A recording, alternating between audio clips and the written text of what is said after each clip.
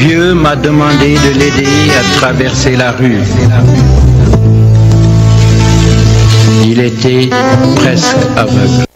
Il tenait dans... Wade est un homme très généreux. Sur le plan intellectuel, je dirais que c'est un curieux. C'est-à-dire c'est quelqu'un qui veut toujours voir quelque chose d'autre, sortir des sentiers battus pour trouver une idée nouvelle. Un esprit très alerte et extrêmement pragmatique. C'est pourquoi il va toujours plus vite que les autres. Je ne sais pas si c'est une qualité ou un défaut, mais il va toujours plus vite que les autres. Quand il se bat pour quelque chose, plus rien ne compte. Sa qualité, c'est d'être un homme d'abord d'une grande intelligence, d'une grande humanité, de quelqu'un qui n'a aucun ressentiment contre des personnes qui ont pu lui occasionner des déboires durant sa vie. C'est un mari formidable, un père aussi, qui a apporté beaucoup à ses enfants. Il est généreux de cœur, c'est-à-dire qu'il n'a sur le cœur que du bien pour l'autre et pour les autres. Il est constamment solitaire. En ses projets et en ses comportements. Mais ce n'est pas tellement un mal absolu. Parce que à chaque fois qu'il a à ses côtés des gens à son niveau, il est capable d'écouter et de changer. Il aime le défi. Ce que les autres n'entreprennent pas, lui l'entreprend en général. Un grand saut de larmes. Derrière lui, l'enfant avait perdu sa mère.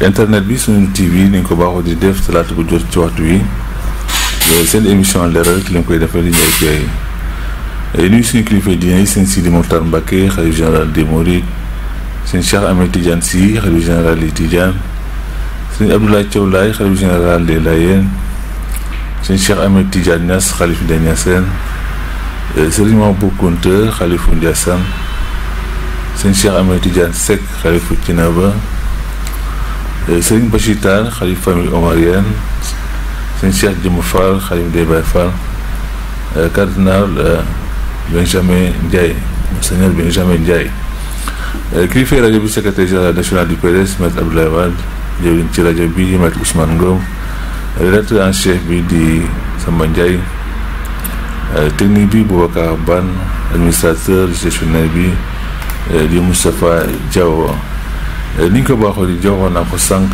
ci njëlbeen émission leeral fan yi passé yëpp tamit dañ ko doon def ak ànd ci ak yéen ci actualité bi di jaajëfal aussi ci àjjuma bi ci émission Baatu Askan Wi nga xam ne ñu ko defoon Mbour tamit di remercier ñi ci participer ñëpp ñuy rafetlu aussi loolu nga xam ni moom lañ doon defi fële ca Mbour jëm ci acte 3 de la décentralisation xam naa ni dinaa ci def émission boo xam ne ni émission spéciale lay doon jëm ci acte 3 de la décentralisation kon ni ma leen ko waxee sànq kon nañu daal dugg ci émission bi nga xam ni tey dañoo dalal kii di Pape Saer Gueye waaye ci deuxième temps bi laa koy jël ndax dama ko def ñaari phase ndax li nga xam ne nii moo di actualité bi gannaaw boobu tamit ni ñu ko baaxoo di def suñu mbokk yi nga xam ni ñu ngi ci biir kaso bi tamit ñaanal leen ñu génn ci jàmm ak salaam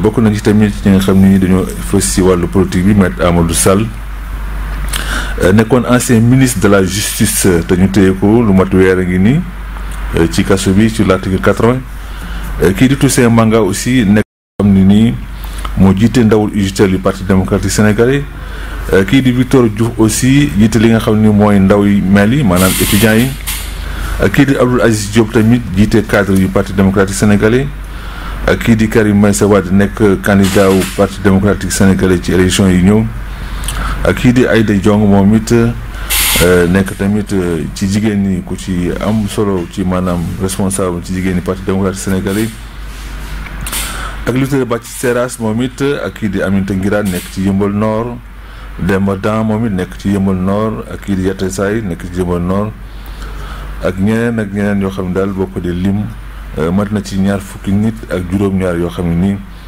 ñu ngi ci kaso bi moom ñu ngi leen di fàttali bu baax ak ki nga xam ni moo di doomu Ba Jooju Ba Mamadou Massaly aussi tamit ñu téye ko boobu tey tamit ñoom ñëpp ñu leen di fàttaliku tey nag actualité bi dama ko wax nii dafa am loo xam ne nii d'ailleurs sax moo tax ma fi Pape Seye Gueye ma bëgg ñu xóotal waxtaan bi tuuti jim koo càmbar parce que boo seetee maanaam Sénégal ni muy doxee actuellement nii lu ci bari lu fi jaaroon la waaye ba mu fi jaaree aussi ki fi nekkoon njiitu réew mi am na taxawaay boo xam ni daf ko taxawe woon bu dee wax dëgg aussi lu jëm ci wàllu jokkoo bi di presse bi am na taxawaay boo xam ni presse bi daf ko taxawoon mu mel ni boo ko seetloo ba seetlu maanaam ci jamonoy Abdoulaye Wade yu bari yu fi jàlloon dafa dem dellusiwaat soo jëlee les APE ay jamono président luy woon na avion jël ay boroomi xam-xam dem ngi xeex APE yi ñëwaat na les appels entrants ci wàllu téléphone bi biñ koy def syndicat yi nekk ci wàllu téléphone bi dañoo jugoon mobiliser wu ci appel entrant yi ñëwaat na grève enseignant yi nga xam ne nii nit ñaa ngi am xel yaar ci boo moytul njàng mi yàqu duñuy wax année blanche grève des enseignants bi ngeen fàttalikoo ci accord 2011 yi bi ko syndicat yi di signé ak Ablaye Wade accord yi nga xam ne defoon nañ ko dañu woon nañ bàyyi ba élection yi passé accord yooyu ñëwaat nañ ci parce que li nit ñi xamul xam naa dinaa ci def émission spéciale moo di li waral coowul accord yooyu ci 2011 bi la départ woon waaye la nga xam ni président Wade ay jamono nu ngi woon na ko dañ bañ koo signé loolu moo dem ba ñëwaat loolu aussi nekk na point boo xam ne ni ñëwaat na les ambulants nga xam ne tamit amoon na projet boo xam ne nii président Wade defoon na ko pour ay cantines ñu leen waroon defaral projet boobu nax saay boobu li ñu ci jublu woon aussi ay jamono c'était pour xeex l'immigration bi ñëwaat na mooy ponk bi may wax ay jamono aussi am na lu ñu fi doon wax ci Ablaye Wade ci maanaam mbirum wax wet ci constitution bi mel ni wax boobu tamit boo ko xoolee ñëwaat na ba kii di Cissé Lo sax dégg ngeen ko tey li jëm ci affaire mandat président bi wax boobu dellusiwaat na muy réduction mandat bi Barça wala Barsaq ay jamono amoon na fi taxawaay boobu ci maanaam presse bi taxawoon ci jamono soo ko dee xool wuute nag ak taxawaay boobu parce que jamono jooju dafa mel ni dañ doon xirtal nit ñi ñu dem ci géej gi parce que liggéey amul mbir moomu dafa ñëwaat mu nekk ay poñ yoo xam ne nii dafa nekk ci maanaam actualité te buñ ko xóotalul du ñu xam maanaam lu ko sabab loolu laa bëgg def benn fàttali tuuti ñu gën a maanaam xóotal mbir mi lan moo waral surtout ma jël poñ boobu nga xam ne nii mooy Barça wala Barsaq ñu waxtaanee ko ñu jéem a xalaat lan moo tax problème boobu am Pape Seye ngi fii dinañ ci ñëwaat ci ay temps jéego yi ñu fi defoon fu ñu ci toll ak lan moo ko indi waaye balaa boobu man dama bëgg mbir mi ñu gën koo xóotal wax ci maanaam Afrique maanaam weesu Sénégal parce que ñi nga xam ne ñooy émigré yooyu nga xam ne boo dee xool lu mat ci juróom-ñetti téeméeri nit faatu nañ ci dinañ ci ñëw léegi ñu war a jàngat lan moo war a tax ci Afrique nit ñi di jóge ci biir seen biir dëkk di jéem a dem ci maanaam Europe nit dafa daani doole loolu dañ ko war a càmbar bu baax te bañ koo càmbar rek ci ay boo yoree sa 400 000 francs la ngay tedd ci place ba di fa tedd wala boo yoree sa 600 000 francs la nga cay tedd mën nga faa toog mën a dem affaire bi dañ ko war a gas ba mu xóot xam lii lu ko wun ak lan moo ko waral ci loolu nag man ponk bi nga xam ne ni moom laa jël xalaat ni foofu lañ ko war a waxtaanee parce que dafa am ay jamono nit ñi parfois dañuy def benn conférence waxtaan ci Afrique waxtaan ci doxalinu Afrique waxtaan ci diaspora bi waxtaan ci API mais nit ñu jamono jooju duñ ko déglu waaye bu fekkoon ni déglu nañ ko jamono jooju dinañ xam ni problème yi Afrique di am nii yëpp boo ko dee xool ci misaal fii mooy ñi nekk bitim réew maanaam suñu mbokk yi tubaab yi nasaraan yi boo xoolee koom-koom yi Afrique am maanaam dañ faa dem fa la ñuy nampé ci Afrique la ñuy nampé maanaam koom-koom yi Afrique am moom la ñuy nampé di yóbbu seen biir réew API yi bokk na ci te API yi li tax mu garaaw mooy Sénégalais yu bari xamaguñu API mooy lan dañ koy dégg rek mais xamuñu ko waaye buñ ko xamoon dinañ jóg taxaw ci parce que API bi li ñuy jooy ci Barça wala Barsaq bi secteur informel bi API bu ñëwee secteur industriel bi lay tudd maanaam secteur formel bi ci lay gën a dal parce que ni ma ko mën a misaal rek moo di soo jëlee ki nga xam ne ma nga fële ci ngaay di defar ay dàll di nga xam ne bu jëlee benn paire dàll di ko defar la mu cee am na ku nekk usine bu nekk Italie fële boo xam ne nii mën naa defar junni paire dàll ci ay waxtu fi nga xam ne ni yow bala ngaa defar benn paire dàll di nga ci daj loo xam ne nii te kooku bu jógee mën na defar dàll yooyu dàll yi mel ni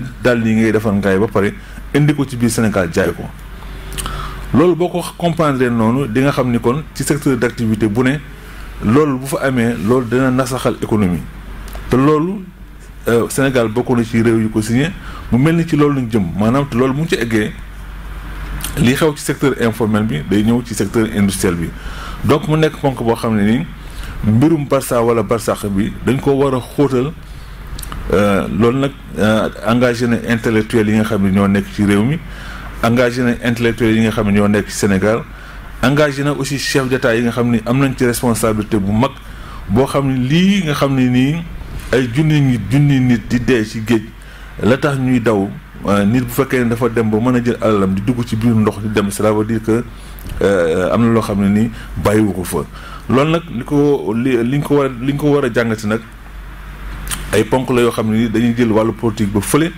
teg ko fa te di jéem a maanaam jéem a xool problème bi lan la le secteur de l'emploi xool ko dégg naa sànq ci bëccëg ci ay émission am ñu ciy wax les commerçants di ci wax ay ambulants di ci wax ñuy wax ni boo demee Sandaga ña fa daan jaay taabal ramassé nañ leen projet bi leen joxoon pour ñu mën a tabax ay cantines man fa suturlawu dindi nañ ko fa soo demee ci ferraille bi problème boo ñu am tamit la même chose soo demee ci société yi maanaam li nga xam ne ni moo di diwlin bi la même chose ainsi de suite donc yooyu day gën di créer loo xam ne ni mooy chômage la te chômage bi amee tamit kenn xamul nit ñi fan la ñuy dem donc problème boobu dañ ko war a càmbar su fekkee ni président de la République dafa waxoon ni dina créer 500 000 emplois en 7 ans mu dem 5 ans yi au moins war na ci mën a def 350 000 emplois yooyu sur le secteur informel maanaam ñooñu gisuñu seen bopp ci emploi bi malheureusement la sortie du ministre bi nga xam ne moo yor wàllu ndaw yi biñ ko laajee dafa wax ni ndaw yi ci seen bopp ñoom maanaam métier bi ñu yor méngoowul ak ñoom emploi yi ñuy joxe loolu mu nekk lu doy waar ci li nga xam ne nii moo di mbir moomu kon nag maanaam ci Afrique man dama bëgg a indi tey ñu jéem a fàttali tuuti maanaam ci Afrique ci les APE ay jamono am na ay syndicats yu ci doxoon am na ay boroomi xam-xam yu ci waxoon yoon woowu tant que jaaruñu ci yaakaar naa ne Afrique day am problème bi foofu la nekk nan la ñuy def ba Afrique mën a taxaw parce que lii xew ci boo ko dee jël ci émigré yi fi ñuy jaar bay dem Libye la ñuy jaare maanaam Libye ka fa newoon Kadhafi la Kadhafi gis ngeen ni ñu ko def xeex ko rey ko gis ngeen Thomas Sankara ni ñu ko def mën nañu wax ne sax gis ngeen Abdoulaye Wade ni ñu ko def parce que loolu lépp dafa nekk benn boo xam ne nii Afrique ku fi bëgg a jóg bëgg a fippu gaa yi dal ci sa kaw moo waral société bu fi taxaw te maanaam d'accord ñu ak ñoom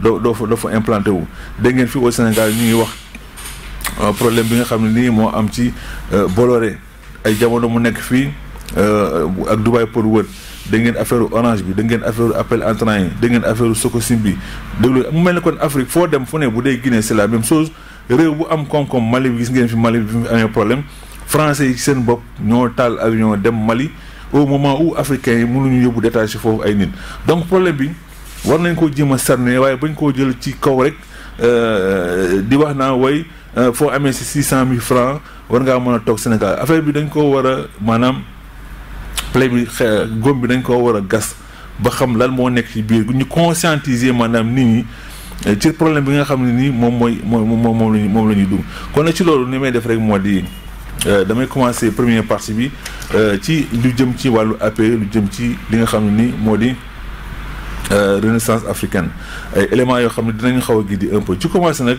dinaa indi benn borom xam-xam bu ñuy wax Djibril Gningue mu ci benn conférence boo xam ne dañ ko amoon seq ko ak kii di Ablaye Wade ak yeneen borom xam-xam ñuy wax maanaam ci Afrique nan la ñu mën a def ba Afrique génn ci jafe-jafe yi ñu am kon nag mu bàyyi sama technicien mu indil ma dans un premier temps Djibril Gningue. Qui disait que la guerre est trop sérieuse pour qu'on la laisse aux militaires. Mais je crois aussi que le panafricanisme est trop sérieux pour qu'on le laisse au président. Ça doit être un problème populaire. Donc il faut mobiliser les populations sur ce thème, car il n'y a pas d'issue. Ou c'est l'unité pour mettre en place, pour créer une société africaine forte, un État fort, qu'il soit confédéral ou qu'il soit fédéral, peu importe. Ou bien nous serons recolonisés. Faut pas dire seulement la colonisation, on a aboli l'esclavage et tout ça, et que c'est fini, que l'humanité va évoluer. C'est une erreur de perspective historique. Parce que la colonisation ou l'esclavage, ce ne sont pas des gens qui sont dans un bureau comme ça. Qu'est-ce qu'on va faire? Voilà, il y a un continent qui s'appelle l'Afrique là-bas, on va le conquérir. C'est pas ça. C'est le produit de l'évolution historique, le produit des rapports économiques, le produit des rapports économiques, le produit des rapports sociaux. C'est cela. Et puis après, bon, les États suivent. Hein? Quand Monseigneur Desmond Tutu dit aux Blancs, quand vous arrivez chez nous, nous avions la terre, vous avez la Bible. Maintenant, vous nous avez laissé la Bible et vous avez pris nos terres. Vous comprenez? C'est quand même quelque chose. Dans ce cas-là, c'est la Bible. 99.6 Sop FM bon élément bi jëkk jàll Ablaye Wade la mais benn ci contexte boobu rek la donc dégg ngeen li mu wax foofu ci maanaam je pense que ça mi ngi déglu ci mbir moomu deuxième élément bi kon ñu ñëw ci Djibril Gningue moom it nekkoon intellectuel moom it mu yëkkati kàddoom jëm ci mbir moomu. Si nous voulons que cette Afrique-là redémarre, il faut que nous nous appuyions sur les jeunes, sur les femmes, sur les intellectuels, ce qu'on appelle ici la société civile. Parce que ce sont ces forces-là, fondamentalement, si elles sont organisées, peuvent apporter une contribution pour justement qu'il y ait cette renaissance africaine. Un élément important dans cette affaire, c'est la contribution de la diaspora. Alors là, maintenant, on touche du doigt l'événement d'aujourd'hui, parce que ma conviction profonde est que le maillon qui manque à l'Afrique, de mon point de vue, le maillon qui manque à l'Afrique, c'est le maillon de sa diaspora. Si la diaspora africaine n'apporte pas sa contribution, il sera difficile à l'Afrique de connaître une renaissance. Et pourtant, cette renaissance est absolument nécessaire et nous pouvons la réussir, cette renaissance. Il faut tout simplement s'organiser avec des objectifs précis. Et le président a raison. Un jour, il m'a dit là-bas au palais, l'Afrique n'a pas de stratégie. Oui, je suis d'accord avec vous. L'Afrique n'a pas de stratégie. Et pourtant, aucun continent ne peut avancer et connaître une renaissance si ce continent n'a pas de stratégie. Et vous aviez raison, donc je crois que vous êtes sur un projet de la création d'une revue de stratégie africaine. 99.6 Sop FM Dakar, c'est sans commentaire. Djibril Gningue intellectuel kon nag noté ngeen bu baax li mu wax dinañ ci ñëwaat léegi jëm ci li ñu doon développé sànq ni Afrique pour mu dem il faut ñu appuyer wu ci jeunes yi appuyer wu ci jigéen ñi ak diaspora bi donc mu mel ni li ñu doon wax ñëwaat na beneen élément bi wax naa ko sànq moo jëm ci les APE APE yi bi fi Abdoulaye Wade di mobiliser maanaam nit ñi def leen ci avion bi leen yóbbu dañ doon wax ni dafa yàq kérosène maanaam amul woon ñu ko jàppale ci mbir moomu dem na bu ñëwaat ba léegi am na yenn Sénégalais yoo xam ne ba léegi xamuñu APE bi fan la leen di yóbbu léegi damay bàyyi ñu fàttaliku tout un peu marche bi amoon ci APE yi sama technicien bi indil ma ko su ko defee mu ñëwaat ci sujet bi. C'est un combat commun parce qu'il s'agit d'une lutte pour la survie de nos pays, de nos États et de l'Afrique. Les accords de partenariat tels que formulés en ce moment ne tiennent pas compte de nos priorités de développement. C'est dans ce sens que donc, nous sommes tous dans la coalition en tant qu'acteurs du développement, en tant que syndicalistes qui avons été à l'avant-garde de cette lutte contre les APE dans leur forme actuelle. C'est tout à fait normal que nous puissions nous retrouver, le patronat, les syndicats, la société civile en général, les organisations paysannes, pour dire non à la signature des APE dans leur forme actuelle. Ce qui signifie que nous voulons un partenariat véritable qui tienne compte de nos priorités, qui tienne compte du développement harmonieux de l'Afrique.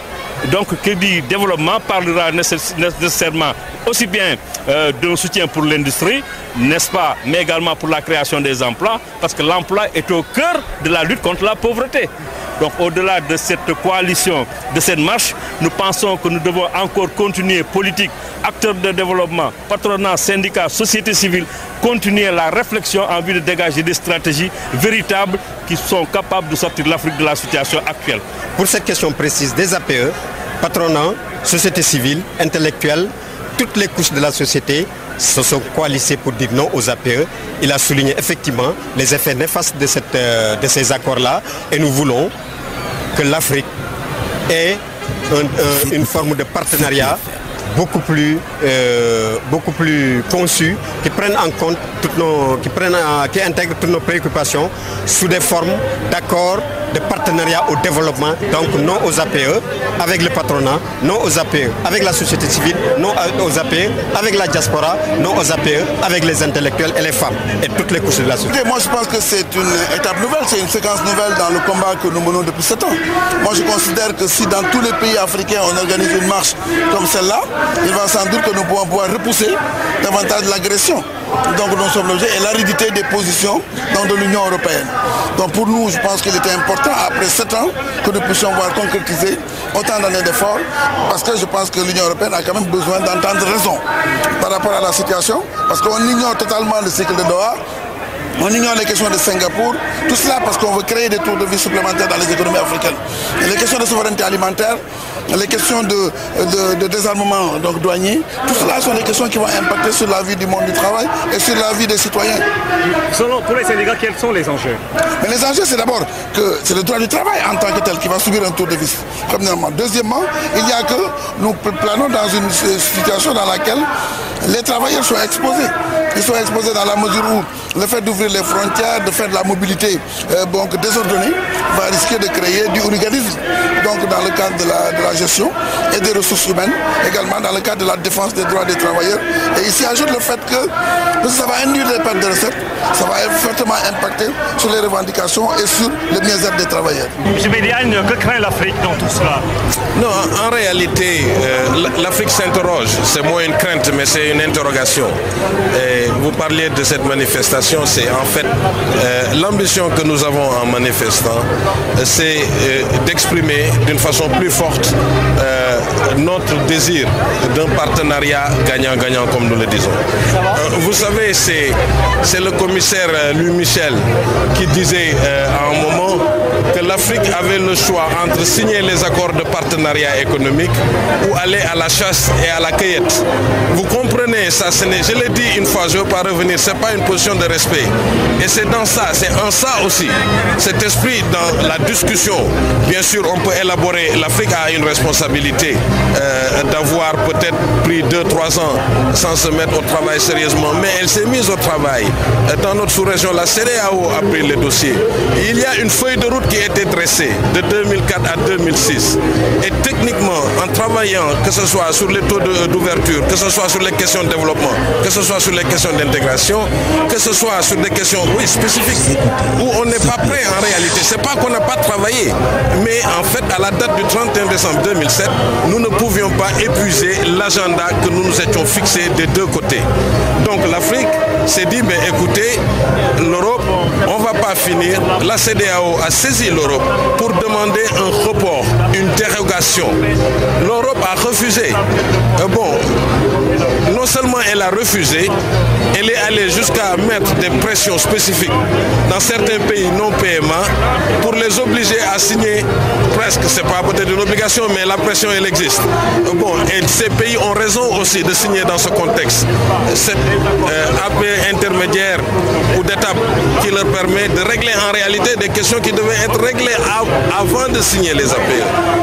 Maintenant, les acteurs non étatiques dans leur diversité, depuis 2001, que ce soit la société civile, que ce soit le secteur privé, que ce soit les syndicats des travailleurs, on a toujours exprimé certaines des craintes. Mais ce n'est pas une crainte de l'échange. Mais vous comprenez très bien, un continent, l'Europe, qui fait un quart du PIB mondial, l'Afrique, que des PMA. Donc l'obligation du démantèlement tarifaire, l'obligation du libre-échange, encore que nous savons qu'il y a un mouvement qui doit aller vers ça. Mais ça ne doit pas se faire n'importe comment. Et l'Europe a bien bénéficié elle-même à un moment donné d'un plan Marshall qui a permis de gérer son développement. L'Europe, quand elle a voulu, dans son élargissement, ils ont mis des fonds spécifiques pour le gérer. C'est tout ce que nous disons. Nous sommes ouverts à continuer les discussions et il faut que les discussions reprennent. Mais il faut que, comme disait Guiraud tout à l'heure, la dimension développement, la dimension intégration doit être mise en avant. L'Europe, sa priorité depuis le début, c'est l'asymétrie dans les échanges, c'est le démantèlement tarifaire, il y a plein de questions, que ce soit sur les marchés publics, sur les normes de travail, sur les produits sensibles, sur les taux de couverture, sur les règles d'origine. Il y a des questions non traitées. 99.6 Sop FM Dakar, Sunu TV, Pape Seyar ngi lay nuyu. ñu ngi lay fay Mamadou Ndiaye PAI. di la ndokkeel ci opportunité bi ñu mayaat ñu war fii ci rajo Sop FM. di waxtaan ak yow ci point yu am solo yi nga xam ni borom xam-xam bu mel ni maître Abdoulaye Wade bind na ci sukkandiku ci tënk yi nga xam ni Kwame Nkrumah yoon yi ñu balisé woon ngir Afrique am unité. ñu dem nag ba tënk en 2001 ci Durban suma juumul soppi organisation de l'unité africaine ñu def ko Union africaine. commencé jëmmal exécutif continent bi nga xam ni mooy banqaas bi nga xam ni mooy mañ ni Europe mel tey Afrique mën ko mel di yor koomam. di yor xaalisam tëgg xaalisu boppam. mën a doxal ay programme yoo xam ni buy lëkkalante ak Europe wala muy lëkkalante ak Amérique dana doon loo xam lu jaadu na. kon ma xaar la nga posé ma question yi. ma gën a voilà dikk ci affaire après. voilà c'est-à-dire léegi xam nga déjà xam nga sànq ci introduction bi dama wax ni problème bi am actuellement ci immigration yi problème de fond la.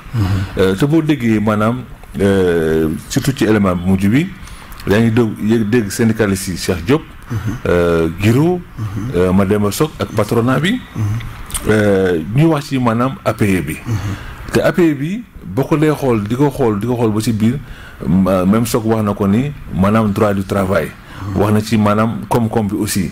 te mbir mi loolu bu ñuy fekk si maanaam problème bi am dans le secteur informel kon mu mel ni problème bi te dafa mel ni maanaam ñii newatuñ ci maanaam réew mi ou bien qu'est-ce qu'il y a au juste yow nan nga jàngatee affaire boobu. waaw xam nga yàlla boole woon na ma ci wàllu ñi nekk ci immigration. bokkoon ci intellectuel yooyu ak ñi nekk monde du travail. autorité politique ak jeune ak société civile bi ñu demoon Belgique. pour xeex APE. dana baax ñu waxaat sa auditeurs yi rek ci tënk lan mooy APE. accord de partenariat économique. jamono ban lañ ko doxal dañu toog gis ni ñoom dañu seqoon ak Afrique Caraïbes Pacifique Cotonou ñu signé woon fa ay accord ñu am ñu commerce bi di doxe diggante Afrique ak Europe. jënd bi ak njaay mi. jënd mi ak njaay mi. En 1994 ñu créé OMC. Marrakech. foofu benn boroom xam-xam bu mag waxoon na ni tey nag la ñu faagaagal réew yi nga xam ni seen économie yu ndaw la. yéen nga xam seen koom-koom. mu ndaw la am na benn boroom xam-xam bu wax sànq ni. Afrique dafa manqué ñaar. stratégie. Djibril Gningue. fàtte wax sax vision. c'est que àdduna ñoom président Abdoulaye Wade ci xam-xamam bu rëy waxaat na ko léegi. nee na colonisation nekkul ay nit ñu toog ci biir néeg rek. naan dañuy def lii dañuy def lii. dafa am économie comme nu muy doxee. am politique ci diggante réew ak réew nu muy doxee. ak continent mu teg ci ay jamono yoo xam dañuy soxla loo xam mënuñu koo am ñu teg ay kuréel. teg ay yoon yu ñu amee li ñu bëgg a am. mooy li indi woon impérialisme. te xam dafa am ñaari impérialisme dafa am impérialisme bi nga xam militairement dañuy ñëw rek. moom nit ñi. mais am beneen impérialisme boo xam mooy impérialisme économique. yaa ngi jaay sa biir France. li ngay jaay dem nga ba mën a am loo xam ni France ak Angleterre ak Belgique ak Sénégal ak ba kii ñoo ko mën a jënd. kon xajatul biir France nga bëgg nag. ay ñoo ko jaay. nga bëgg réew yoo ko jaay. kooku mooy impérialisme économique daal di tëggu.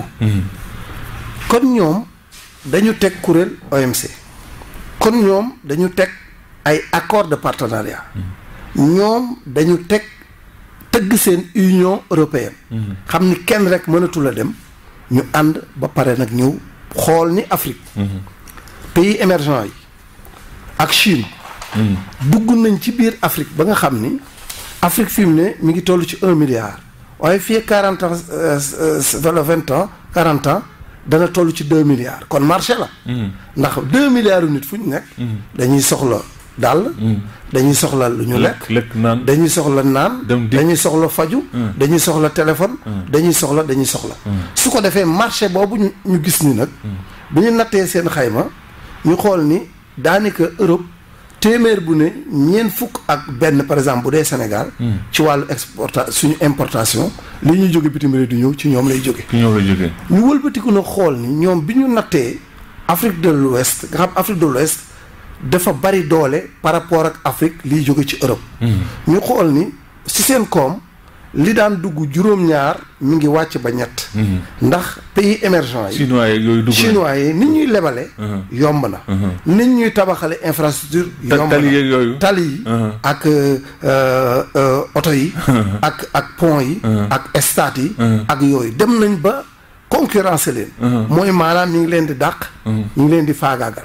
seeni économie ñoom di tëj. ñun ñu am ci. di dem développement. ci ndànk-ndànk. loolu nag la ñu xool ni lii nag buñ ko faagaagalul. teel ci jóg. danañu dem ba Europe multinationales yi danañu tëj. parce que cité nga ci Bolloré. ndax Bolloré bi mu yoree port Afrique lu ko neex la daan def. président Abdoulaye Wade ñëw présenté port du futur. woo leen ci gëmuñu ko Abdoulaye Wade dugal fi ba. Dubai Port Road ñu def ay investissement lourd yokk port bi ba bateau yi day ñëw rek jàll fluidité bateau yi am investissement yi gën a bari liggéey bi gën a koom bi gën a yàgg ñu xool ku mel nii bu fi yàggee ni nga ni faagaagal nañ ko faagaagal nañu Kadhafi faagaagal nañ ko parce que gis nañ ni boroom xam-xam lañ yoo xam ni li ñu feeñal ni yoon bi buñ ci jaaree taxawal nañ Union africaine. muy exécutif ñu entériné ko en 2001 ñu wëlbatiku di togg monnaie bi mu ni ñu mel nii bu leen fi bàyyee ëllëg danañ dem ba duñ tekki dara ci lañ indi nag ñoom API lan la API mooy maanaam nañu yem ñun réew Europe ak réew Afrique ci jaay beeg jënd bi ku man sa morom duma xam nga mi ngi mel ne tey nga yar sa mbote ñu xëy suba ni la kat gaynde gay jóge France léegi daal nañ leen boole dugal leen ci àll bi ku mën sa morom dugg ndax ñun suñu courant dafa cher trop pour ñun li ñuy tuddee productivité mooy maanaam ni nga ko doon leerale léegi ci dàll yi pour def dàll yu bari def ko mu am norme de qualité yi technologie ba nga xam ne mooy xam-xam ba koy defar ak outils yi ngay utiliser ak li nga xam ne temps bi nga ciy def ak alal di ngay dugal ci ay investissement seen économie ñoom nga xam ni courant ba jaru fa noonu seerewu fa noonu maîtriser nañ ko ñoom ñu xëy suba ni la usine bu nekk Dakar nga xam mënta produire 1000 chaussures par mois nga gind koo xam mën naa produire 10 millions de chaussures par mois ñu ne ko nag bokk leen jaay xam nga loolu mooy kii dootul jarle bu jarlewul foo jaayee fukk mu jaayee fa ñaar ba pare ñu tëj industrie yooyu bu industrie yooyu tëjee sénégalais yi ci seen bopp xiif mar parce que bénéfice bi génn ci loolu du dugg ci biir Sénégal ci ñoom lay dem su ko defee ndóol gën a yokku su ko defee bu dee ci wàllu mbay mi nga ñëw ne damay bay xaal damay bay gerte ñu ñëw ñoom calibré gerte yi ñu soxla yow mënoo leen a jox yooyu su ko defee nga dandu ab tubaab dugg mënoo nga dandu ab belge dugg su ko defee danañ dem ba li Desmond Tutu waxoon te président Abdoulaye Wade rappelé ko mooy danañ dem ba bàyyee ñu fi mu ne bible bi jël suñuy suuf ndax suuf yi danañ dem ba ñun ci suñu ndóol ñu jaay leen ko suñ leen ko jaayee ndax ñoom dañu calculer ni ci àdduna juróom benn téeméer boo jël juróom benn fukk ci suuf si nangu ñu koy tuddee terre arabe mi ngi ci Afrique léegi nag loolu moo tax gars yi di fipp parfois bu ñuy bëgg a jël seen suuf ñu fipp ndax fii suuf ci xol la mooy dafa am valeur culturelle du valeur économique rek valeur culturelle la ndond la sa maam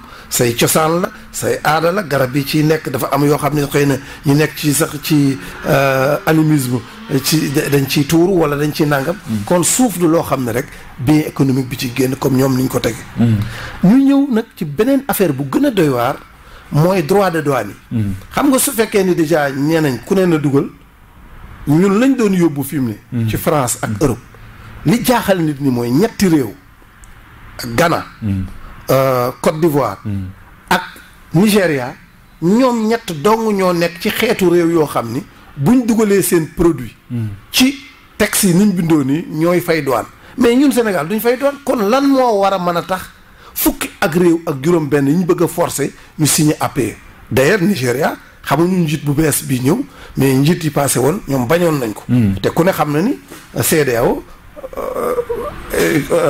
Nigéria ku ci am doole la kon déjà na Sénégalais yi xam ni li ñu bëgg a tënk jatang fukk ak juróom benn réew yooyu déjà Sénégal amul benn intérêt ci di dugg ci accord yooyu amul benn exigence parce que PMA yi la bokk loolu mooy li njëkk a jaaxal nit ñaareel ba ñi nga xamee ne bu ñu signé nii APE li mu ñuy ñàkkal ci ay droits de douane ñu nee nañu ay bu dee Sénégal ay 120 130 milliards bari na suñu économie suñu budget dafay nasax su ko defee investissement yi ñu waroon def duñ ko mën a def suñ ko mënta def su ko defee bu boobaa nag crise politique bi ciy tegu mooy nii ñu def ba faagaagal Ablaye Wade mu tabaxum réew def fay investissement daañ dem ba kuñ bëgg a fal la ñuy fal ndax kuy woy seen waaw rek yaay falu su ko defee léegi perdre nañ indépendance économique bi parce que usines yi tëj nañ entreprise yi tëj nañ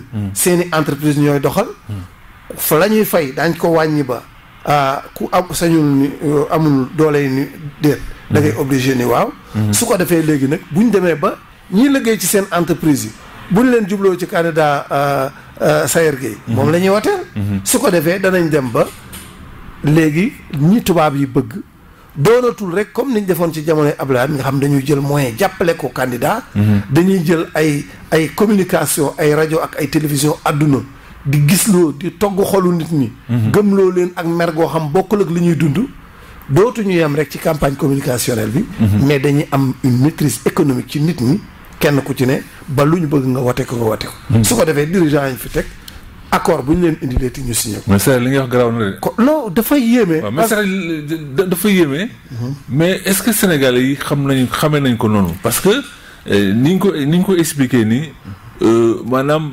rarement lañ ciy def débat sur les APE. waaw loolu nag mooy li nga waxoon léegi. xam nga dafa am société civile bu taxawoon. dafa am presse bu taxawoon. dafa am ay acteurs syndicats yu taxaw. un pouvoir boo xam ne dafa taxaw. parce que dama lay jox benn exemple. gis nga Toyota. ci Japon. gouvernement japonais jàppale na ko 30 ans fanweeri at yoo xam ne daanaka. état bee ko yor. ci biir loolu toogaat nañ juróom benn fukki at yoo xam ne ñi ngi jaay bi juróom benn fukki at jotee ci la ñuy door di doon nag la puissance multinationale bi nga xam di jaay partout ci àdduna. Europe États-Unis ba tey seen agriculteurs yi dañ leen di protéger. développement mënul nekk ci ay entreprise mënul judd rek daal di compétitif. fokk intervention état def environnement des affaires. def ay préférence yoo xam ni dañ koy féetalee communique protéger économie bi. par ay barrières ci ay douane su ko defee ñuy màgg di màgg. ci biir màgg boobu nag bu fekkoon màgg bi tungoo mun a nekk ci Union africaine tungoo mu ci CEDEAO tungoo mu ci CEMAC comme ni ko xam ni ñu mel ni njiit yu mel ni Thabo Mbeki maître Abdoulaye Wade Bouteflika dans le cadre de NEPAD nga xam infrastructure yi ñuy def ñoo koy bokk xam nga doole juñ ko fayee du jafe président Abdoulaye Wade am xam-xam bu rëy bu mu waxoon ci continentalisation du désert.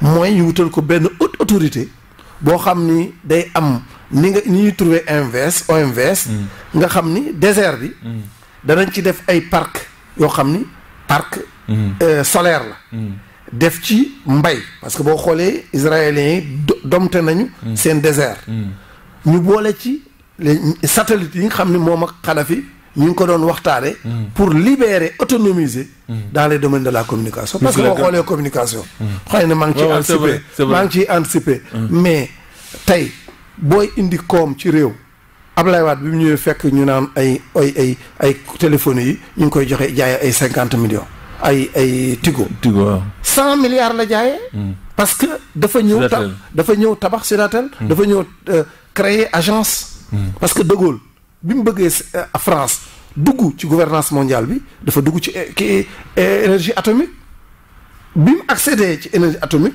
ci la am capacité de négociation am baat bu mu waxee ci àdduna ñu déglu ko waaye bu du woon loolu France di bokk Abdoulaye Wade xam ni pour construire li mu bëgg bu dee ci baykat yi la ko bëgg a teg wala ci travailleurs yi nga xam ne yoruñu lu suukar seen café day metti ci ñoom mu xam ni service yi mooy niche yi nga xam ni ci la alal nekk mu indi appel entrant yi daal di def benn structure boo xam comme état mënta créer ay structure yoo xam day def contrôle boobu xam ndax ki nga ni boo amee nangami appel nangam laa ci am su fekkee moo lay wax nangami appel laa def ndaxaate day dugg il faut nga dugg ci biir xam ñaata la foog ngay wut nag structure bu indépendant loo xam loolu rek mooy liggéeyam moo xam ne loolu mooy liggéeyam am na technologie mu ñëw di xool di topp moom am ci njariñam su ko defee mën laa wax ni nangami appel entrant ci la demoon ba presque ay 60 milliards ci la ñu commencé nag mën a dugal ci plan Takkal mu prévoiroon ci aussi pour ñu dugal ci émigré yi wutal leen benn fonds boo xam ne day xeex li danaa ci ñëw ci kanam bu ma ñëw ci immigration pour xeex immigration clandestine bi ndax immigration li ko lal xëy na ñi ci guerre la ñu nekk di sawale seen bakkan mais ñi ëpp dañoo nekk ci seenum réew tekkuñu fa dara mënuñoo tabax réew ma mënuñoo lekk mënuñoo naan autosuffisance alimentaire amu fa ñuy feebar diplôme bari la wuñ ko parce que école ya ci seen bopp bariwul ba ñu mën caa am démocratiquement chance su jàng wala ba mën a am ay diplôme universitaire ñu gën a bari doon ay 2 millions 3 millions de chômeurs ñu xool ni géej gi yàq nañ ko léegi gaal yi ñun la kaay gaal boo amee 300 000 ñu yóbbu la buñ la yóbbu nga gis ñett ñoo xam ñëw nañ tabax seen kër étage nga gis immigré yoo xam ñëw nañ am ay oto nga gis immigré yi ñoo xam boo bëggee takk benn soxna bu ñu ñëwee amaana nañuy doxale léegi mujj gi nag mu dem ba ñi dem doon mirage mooy maanaam gëm ni daal ku dematul dootoo tekki léegi nag lim ñu jural gis nga ko xanaa daañ ci ñëw ci kanam 99.6 kon daal ci wàllu APE maître Abdoulaye Wade président de la République li mu ñu jàngal ak li mu rawee njiit yi ca xam-xamam ba ci économie ci leadership am ci vision nañu jëlaat livre bu ñuy wax kii de l'Afrique un destin pour l'Afrique bi mu bind ñu jàngaat ko nga xool axe yi mu ci defoon ci wàllu économie axe yi mu ci defoon ci wàllu communication yi suñ ko jàngaatee ñun jeunes africains yi ak dirigeants africains yi ak société bi ñu ànd jóg taxaw fexe ba API bañ a am parce que bis bu amaatee la mu waxoon coloniser waat nañ aajowul am ay colonie mais les API ont été signés je crois signé nañ ko décembre lañ ko war a ratifier xam nga signé nañ ko bañ def intention parce que pays intermédiaire mais Nigéria nee naa la bu fekkee état bu bees bii revenir uñ ci ñoom d'accord uñu woon seen ministre du commerce exprimé woon na ko Ghana ak Côte d'Ivoire dañ leen a njatt naq leen ay 10 000 tonnes ay 50 000 tonnes entre ay ananas ak ay banaan ak yooyu ci lañ duggee ci APE bi léegi nag su fekkee ni ñun tooguñu ba bu ñuy ratifier balaa décembre 2014 léegi décembre 2015 décembre bi waaw bu ñu ko fekkee ni demuñu ci ñu koy ratifier ji teewuñu suñu parlement yi Afrique ñu ratifié ko jeex na te daf ci am ay clause yu doy waar clause yooyu c'est très technique waaye mooy ëllëg sax non seulement ñu mën a campagnal financer ña leen neex ñu campagne directement parce que biir réew mi la ñuy nekk mais am na ay clause yoo xam may na ñuy dugg sax ci ñuy orienté suñu politique yi ci biir Afrique kon daal opinion Sénégal opinion Afrique de l'Ouest ak opinion Afrique yëpp war nañoo jóg ñuy def ay débat ñuy def ay émissions ci rajo yi ak ci télévision yi ñu jël interpeller les syndicats parce que moi je crois que Guiro Mademba Sock maa ngi leen di dégg fii ñu doon wax voilà Mademba Sock ñoom ñoo doon wax li ngay wax ni maa ngi dégg mais ñoom nag ak kii Diop mais ñoom nag ce mutisme là Cheikh Diop maa ngi leen dégg ñu wax ni voilà ñooñu professeur d'université yu mel ni kii Ndiaye Malick Ndiaye ñoo bokkoon avion di dem professeur yu mel ni Iba Der Thiam ñoo jiite woon loolu kon nag ñooñu tey tegal foofu sa loxo ci professeur Malick Ndiaye ban bu fekkee ne Malick Ndiaye mi ngi foofu kayal ma bandu Malick Ndiaye dinañ ci ñëw léegi moom it lan la wax ci API parce que Sayer affaire bi dafa nekk affaire boo xam ne nii dafa war a génn ci cadre politique bi ñu yee nit ñi ci lan mooy APE parce que bu ñu ko xootee ba ca biir loolu mooy indi maanaam affaire immigration bi moom ci point boobu kon nag ban tegal ma Malick Ndiaye ak tuuti maanaam Iba Der Thiam ñu ñëw ñëwee ci APE. Les gens ne parlent qu'en fonction des informations qu'ils ont. Malheureusement, les informations qui ont APE bi jàllee chômage bi dana yokku parce que film bi ministre bi nee na fi film bi kan moo ñu ko baaxee voilà donc dama bëgg film bi ngeen bañ ko fàtte film bi cax la misaal la sama mbokk bi Diagne wax na ko cax la misaal la cax la cela veut dire que dafa leen junj benn mbir pour ngeen xalaat ne li dal Jamaïque bi am 150 compagnies ñuy liggéey nga xëy yore fukki compagnie ak juróom lu mu tekki mooy ñu doon liggéey ñëpp dem nañu chômage buñ demee chômage ña nga ca seen kër ya bu nekkee seen kër ya du ñemee def éducation wax ak seen doom yu jigéen wax ak seen doom yu góor duñu am lu ñuy def danañ def leneen loo xam ne diine yi dàq nañ ko kon da ngeen di jëli li nekk ci gannaaw film bi te xam naa ne ñeneen nañ ci ñëw kon loolu moo taxoon ma ne au nom suñu mouvement yi ñun dinañ ñëw ñu wax leen ne Ablaye Wade bu amul woon fit dëkk bi dana dem foo xam ne waru fa dem léegi nag moom def na wàllam attention na ngeen jël seen responsabilité c'est-à-dire que débat yu mel nii madame bi xamu leen ko waaye dinaa leen ko wax aussi parce que moom université la jógee en fait moo tax suñu jikko la yore jikko université benn la ñëw na à l'heure léegi lu mu jublu ci waxtaan bi waaye ñëw na à l'heure lu mu jublu ci waxtaan bi mooy lan ngeen di yóbbaale ci kër yi ngeen waxtaanee ko ci kër yi parce que loolu moo ñu intéressé c'est-à-dire que duñ waxtaan fii rek ñu dem naan affaire bi dox na gars yi non c'est pas pour ça que man ma ñëw c'est pas pour ça que moom mu woo leen dañ leen woo pour ngeen yóbbaale cafka bi kon gars yi noonu mobiliser J'espère que ce qui se passe aujourd'hui est un symbole particulièrement fort,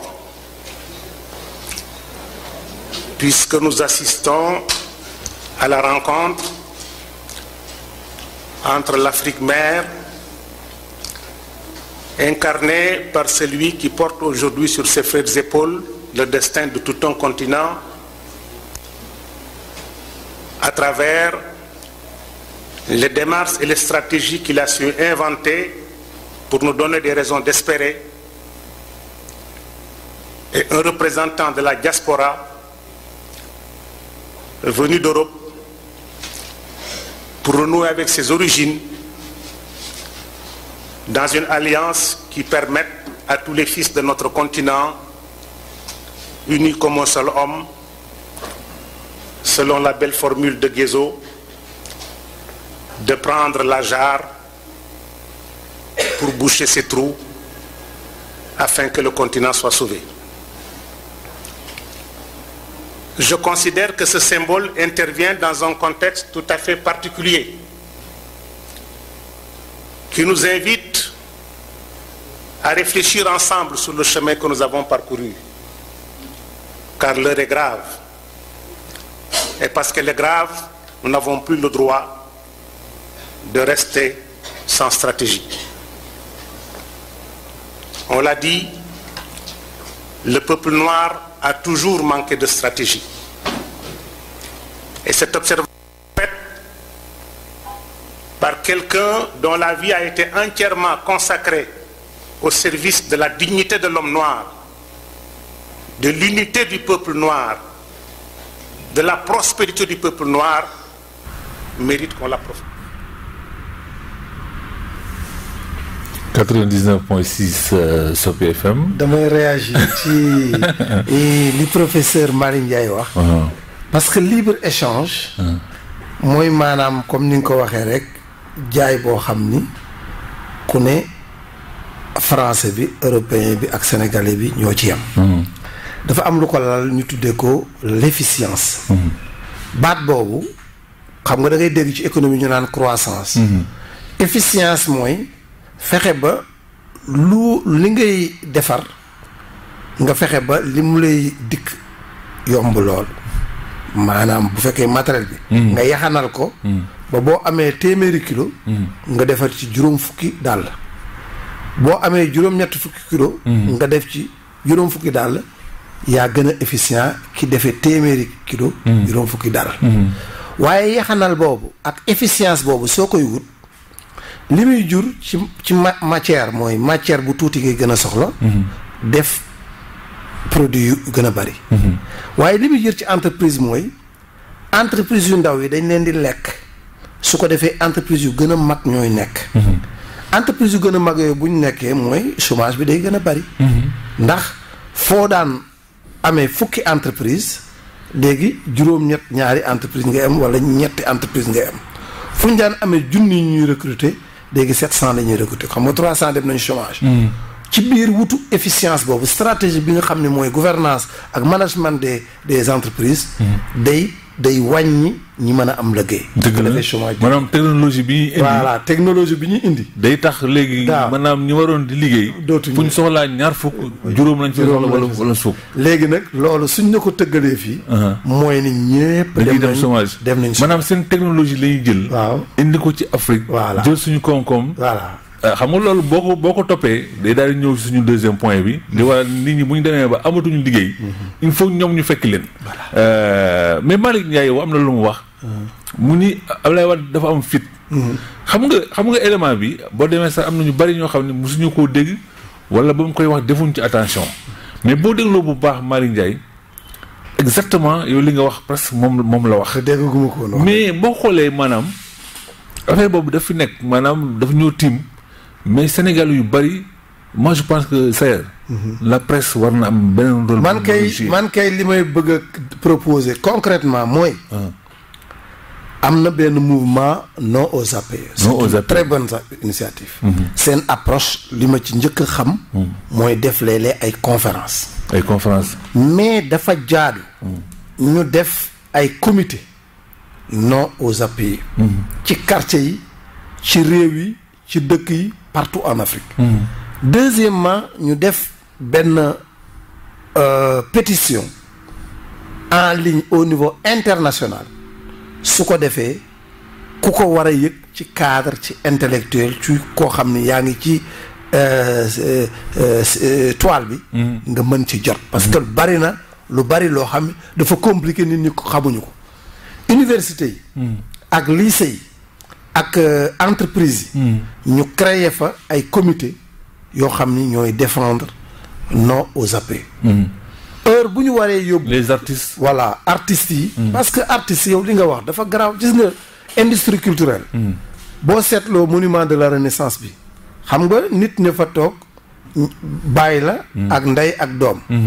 ñu jóge ci xóotaayu suuf. ak mettitu suuf. waaw di yuxeet génn jëm ci prospérité ak leer. maanaam fippu. boo xam ni dañ koo fippu biir jóg. mais dafa am benn courant bu am Amérique xam nga bu ñuy wax diaspora dafa am ñaari diaspora.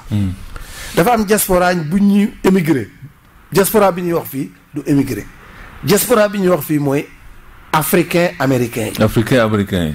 mooy ñi nekk ay colonies yi nga xam ni seen maam. moom la ñu ngi di wax quoi. voilà boobu mooy mooy bi Abdoulaye Wade di wax. ak bi ñu ngi di wax. diaspora bi bokkul ak sénégalais yi dem bokkul ak sénégalais bi dem émigré. dañ koy wax par abus. mais la diaspora. mooy ñi nga xam seen i maam. seen i maam fii lañ cosaanoo ba pare dem ay 400 ans 300 ans. ñu topp seen arbre généalogique fi mu ne New Jersey. États-Unis soo fa demee ñoom ci seen i gëstu. seeni maam Dakar la jóge woon. Sénégal la jóge woon Kunta Kinte. voilà donc ñun jaar boobu ñu ne Kambi lañ jóge wala dara. te ñoom dañoo boole seen bopp Afrique. tudd dañ ni bu ñu kenn wooyeti noir américain. bu ñu kenn wooyeti afro américain. léegi dañ leen di wooye africain américain. c'est-à-dire ñoom dañu bokk ci continent africain. laata néewuñu américain africain de. dañuy africain d'abord lañ nekk avant ñuy doon américain. dañu assumer seen double nationalité bi. kon xam nga Union africaine. boo gisee président Abdoulaye Wade xeexoon pour ñu def ci 6e région. ak ñi am vision mooy ñooñu monument bu mel ni monument de la renaissance. site bu mel ni Gorée. ak yeneen sites yi. te xool ni ko gars yi doon diaboliser. tey gis nañ ni. alal koom bi bi mu mën a indi. ndax koom bi muy indi mooy boo xoolee président Abdoulaye indi woon na fi 800 recteurs. 800 maires noirs américains. waaw am nañu ay kuréel yoo xam ni. ñooy defloo di dindiloo gouvernement américain. mën nañ condamner sax gouvernement ay si ak yeneen kuréel yoo xam ne ñi ko jiite ay noirs ay africains américains lañ. kon nañu gëm ni diaspora bi suñu boolee ak suñu union africaine. mën nañu taxaw ci lii xeexu APE bii. suñ ko doxalee ba génn ci ñu fexe ba ñu wut nag ay groupe panafricaniste. ay noyau ay organisation ñu jàngaat Abdoulaye Wade ñu jàngaat Kwame Nkrumah ñu jàngaat Patmore ñu jàngaat congrès de Manchester bu 45 lañ ca waxoon su ko defee loolu lépp bu ñu ko tëggee ndax li tax ma dooree président Abdoulaye Wade mooy moom dafa opérationnaliser parce que ñi daan dox ci Union africaine ak daan dox ci l'unité africaine dafa am dimension historique ak université théorique boo xam ni xëy na ñu bari duñ ko mën a jàng waaye ki ko doxal ci plan économique ba teg ay proposition d'une gouvernance ak ay institutions yoo xam mën nañ ko jëmal lu ci bari maître Abdoulaye Wade ak ki NEPAD ak Bouteflika doxal. mais Seydou man dama lay poser benn question. je sais que auditeurs yaa ngi dégg te ils ont compris. en tout cas ñun on est preneur bu kuréel yooyu bu taxawee. ci volet communication bi ñu def ci ay émissions. on est d'accord pour sensibiliser Sénégalais yi yee Sénégalais yi ci affaire APE yi. mais est-ce que actuellement man en tout cas moi j'ai pas espoir. comme amoon nañ ko mel ni Abdoulaye Wade ku porté woon affaire boobu en tant que chef d'État. jël ay intellectuels. jël la société civile. jël les syndicats. jël le patronat. ah ñoom ñëpp teg leen ci benn buum ba porté leen ba pare amul ku ko soutenir. gëwma ni dinañ mën a amaat xawma au Sénégal wala en Afrique. est-ce que ku mën a porté waat combat boobu. xam nga foofu laay duggee ci programme purement politique. xam nga dañu tëgg la destruction du leader historique. c'est que dañ bëggoon Abdoulaye Wade nekk contre-valeur. Abdoulaye Wade nekk contre-exemple. Abdoulaye Wade du am un fidèle dauphin. dauphin boo xam ne day nampe ci xam-xamam ak ci jàng di ko wéyal waaye PDS réglé na problème bi PDS réglé na problème bi parce que Karim Meïssa Wade candidat du Parti démocratique sénégalais yaakaar naa ni li mu dooroon ak président Ablaye Wade ci infrastructure xool xam ni jaww ji trafic bi alal la mu rationaliser ko créer un aéroport boo xam ne trafic bi ay 2 millions de passagers lañu kii 300 à 400 milliards d'investissement ak infrastructure yi nga xam ni yëpp moo xam corniche bi la moo xam autoroute à péage yi la ak autoroute yi kon doon un jeune boo xam ni fa mu jàngee Angleterre xamante na fa parce que ñu bari dañ foog ni bàyyam mais man ni ma jàngate Karim ses relations baay bi yokkal na ko ak présidence waaye dafa jànge fa presse di jànge ku xam ni Angleterre fala saoudiens yi di jànge fala xatarien yi dalde fala xatari di jànge fala du bàyyeeteeg ñeneen di jànge donc la crème des dirigeants arabes daf ci bari ñoo xam ni ak européens ak partout Karim dafa am réseau relationnel bu dense bu intense kon man sama espoir mooy leader historique bi ñu doon jéem a rey mbind mi ci destin pour l'Afrique ak jëmm ju mel ni Ablaye Wade di ñu accompagner ba léegi ak africains yi nga xam ni am nañu lu nekk seen dënn on espère que le Nigeria le nouveau président dana jël des positions sur cette kii là jeunes africains yi citoyens africains yi jóg di fexe ba ay petites structures ay petits mouvements du panafricanisme dans ces acceptions yi ma wax nii c'est vrai que danañ def rhétorique historique bi mais surtout plan directeur opérationnel bi nga xam maître Abdoulaye jox na ko ba nga xam ne bu ñu indépendant yi ci base de données yi parce que tey fi mu ne boo xoolee ci téléphonie bi mais lu xew fii waa États-Unis koy yëgal président africain yi ñuy suivre fi ñu toll kon moom dafa xamoon ni suñu autonomie au niveau continental dañu war a am suñu satellite bopp bu ko defee ñu mën a autonome énergie ñu am ay parc énergétique yu extraordinaire parce que lu ressource di doxal àdduna rek Afrique lañ koy wute bu dee coltan bii nga xam ne ci téléphone portable moom la àdduna yu wër li ci ëpp ci li ñuy produire fii lañ ko produire au Congo dans le Kivu donc la grande muraille verte voilà la grande muraille verte gis ni mu ko taxee xool nga xam ne c'est possible donc les voies de contournement yi nga xam ni def na ko ba dem ay Kédougou nga xam ni xëcc ko mu dem Mali liaison Sénégal Afrique bi mais sa kii Sayer xam naa ne émission bi moom macha allah affaire bi moom macha allah leer na léegi nag immigration bi xaw ma boo ci mënoon tënk 2 minutes loolu foofu laay jub sax damay xam naa ne kii dama ci doon ñam mu xaw a neex ma saaraan mais vrai sujet bi moom lay dugg nii léegi ci tënk kon et ça je lance un appel parce que boo xëyee suba ma ngoon rajo yi dañuy tympaniser ci politique guddeeg bëccëg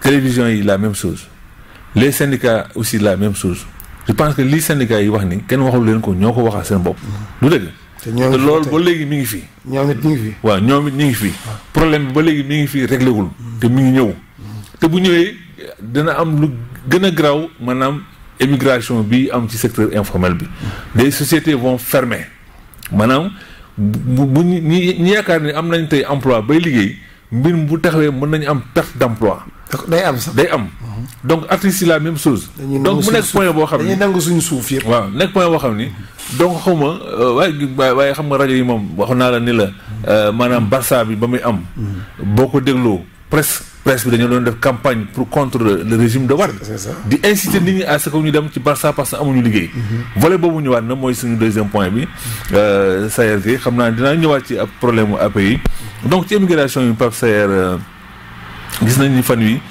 ay maanaam nit ñu bari dee nañ ci wax nañu 800 1500 jëm ci affaire immigration bi yow ci wàllu diaspora bi tamit am nga loo ci xam di ngay liggéey ñoom ban jàngat ngay jàngat ci maanaam situation bi lan moo tax mu ñëwaat ak muñ fi ne ban doxali lañ doon doxale jërëjëf waaw kon Ndiaye ñu ngi masawu di jaale africain yi nga xam ni yëpp ni nga ko waxee. ci diiru une semaine statistiques yi nga xam ne am nañ ko. bi ci mujj 700 yi nga xam ni ci guddik samedi ak dimanche presque 700 yi nekkoon ci bateau boobu Sadutier bi. nee nañ daal 50 wala 49 ñoo ci mucc. kon 650 lu topp ñu ngi ci. amoon na semaine bee ñu génn benn naufrage boo xam ne ñu ngi doon wax 4 téeméer ci ñu faatu ci biir géej gi. ba am na ñu wax ne sax léegi cimetière bi gën a bari ay fu ñu rob mooy géej gi. océan Atlantique. fi ni mooy cimetière bi gën doy waar ci àdduna. li ko waral nag dafa am ay cause économique am ay cause politique am aussi ay causes yoo xam ni c'est des causes du contexte ak climat bi may mujj mooy climat bi fi mu ne géej gi dafa dal ba pare tàng bu garee ba pare tàng saay-saay si nga xam ni ñooy jël émigré yi nga xam ni bëgg a tekki ak jaral na leen seen bakkan ak seen alal ñi ngi taxaw jamono boobu ci la ñuy ëpp chance su bateau yi di mën a dem ak ñoom embarcation yi parce que norme yi mu war a am da koo amul bi mujj rek li ñu wax ni duma accréditer thèse boobu parce que thèse yu bari mën naa am mais wax nañ ni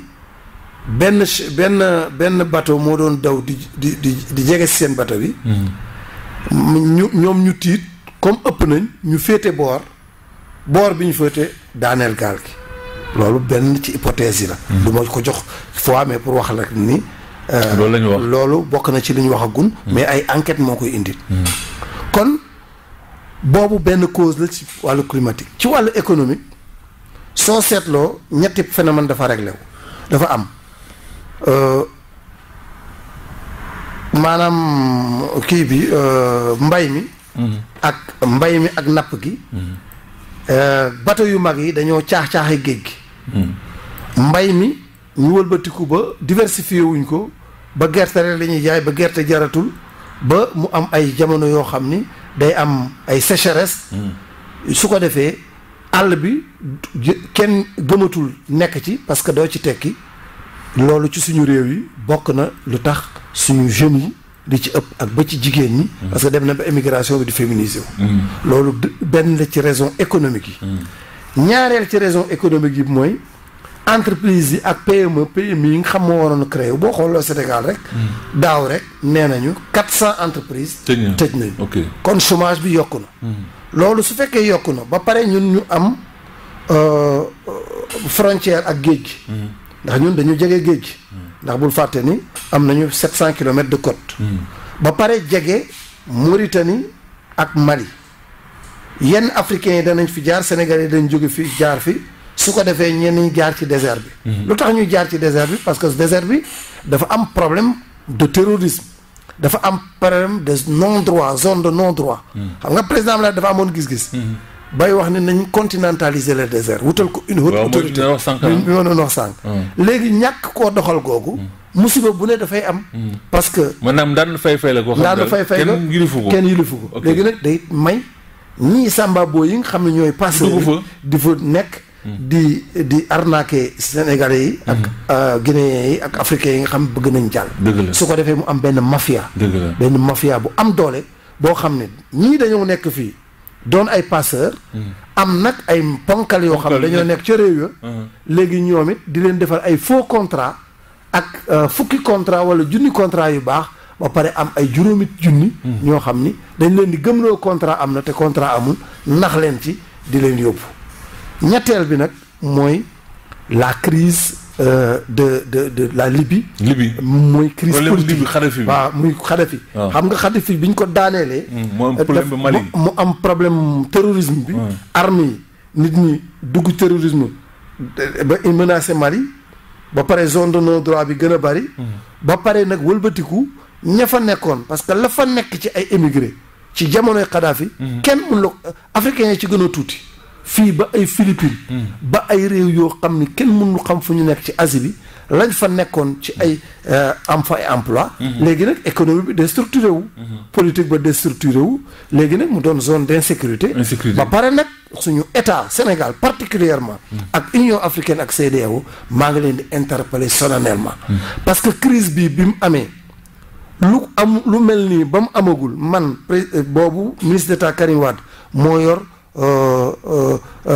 kii équipement transport aérien mais bi coow naree am dañoo affrété un avion man ma jóge États-Unis ñëw ñu ànd ak la commission nationale chargée des réfugiés rapatriés bi nga xam ne chef d'état-major particulier bu président de la République ñu dem jëli doomu Sénégal waaye ambassade du Sénégal bi ñu koy tëj dafa daw ñu bàyyi fa sénégalais yi toog fa ay at ñuy door di jël le chargé d'affaires bi nga xam ni moo nekk Tunisie ñu négocier ñuy door di exfiltrer quelques sénégalais ñañ fa bàyyi woon ñàkkoon a gérer seen relation moo indi lii parce que tey li jaadu woon mooy dama dégg directeur des Sénégalais de l'extérieur di wax ñuy wax ay wax yu daanu saret jamono bu mel nii ak crise bu tey nii fonds politique yi la Ablaye Wade daan jël jox ma ko ni ma kat wala ak ministre des Sénégal de l'extérieur ak ministre des Affaires étrangères ñu def une mission